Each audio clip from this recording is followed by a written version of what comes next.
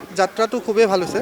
এইটো মোৰ কাৰণে খুব ডাঙৰ এক্সপিৰিয়েঞ্চ, যিহেতু এইখন মোৰ প্ৰথম চবতকৈ ডাঙৰ ইভেণ্ট এটা কাভাৰ কৰিছোঁ। আগতে ধৰা ইণ্টাৰনেশ্যনেল ইভেণ্ট ৰিচেণ্টলিটো ৱৰ্ল্ড কাপ কেইবাখনো কাভাৰ কৰিলোঁ, ক্ৰিকেট ৱৰ্ল্ড কাপ।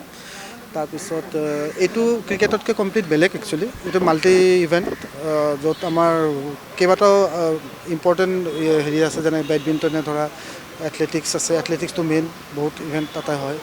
তাৰপিছত ছুইমিং, টেবুল টেনিছ, তাৰপিছত ৰেচলিং, এইবোৰ আছে।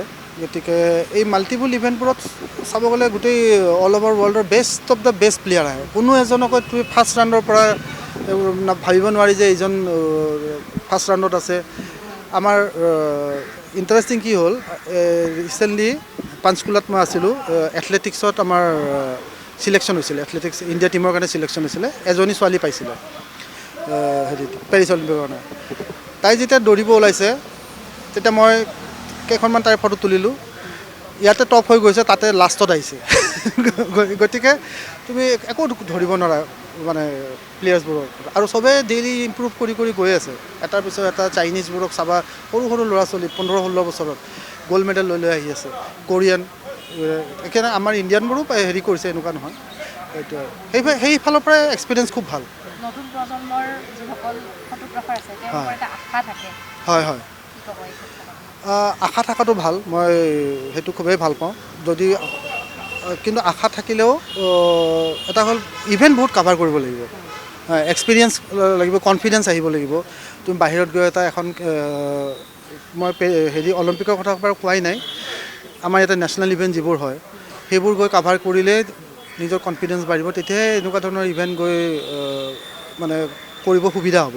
কাৰণ মই নিজে লাষ্ট 1.5 বছৰমানৰ পৰা পেৰিছ অলিম্পিকৰ কাৰণে য'ত য'ত চিলেকশ্যন হৈছে, য'ত য'ত কেম্প হৈছে, অকল এটা হেৰি নহয়, শ্বুটিং হওক, তাৰপিছত এথলেটিক্স হওক, তাৰপিছত লাষ্ট গুজৰাট নেশ্যনেল গেমছতো গৈছিলোঁ।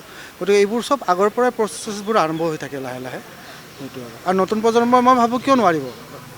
আমাৰ ইয়াৰ পৰা যদি প্লেয়াৰ্ছ ওলাই আছে, ফটোগ্ৰাফাৰো ওলাব। আৰু এটা মই কথা কওঁ দেই, আমাৰ পেপাৰবোৰো নেশ্যনেল লেভেলত ইয়াৰ পৰা যদি ফটোগ্ৰাফাৰ কিছুমান পঠায় নিজৰ, আৰু আজিকালি মই নাভাবোঁ যে ইমান বেছি এক্সপেঞ্চিভ হয়।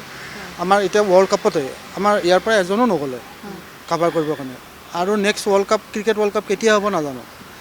সেইকাৰণে যদি আমাৰ পেপাৰৰ পৰাও যদি পঠায় এজন দুজনক, তেতিয়া সেইটো অলপ সুবিধা হ'ব হেৰি কৰিবৰ কাৰণে, ফটোগ্ৰাফাৰখিনিৰ কাৰণে।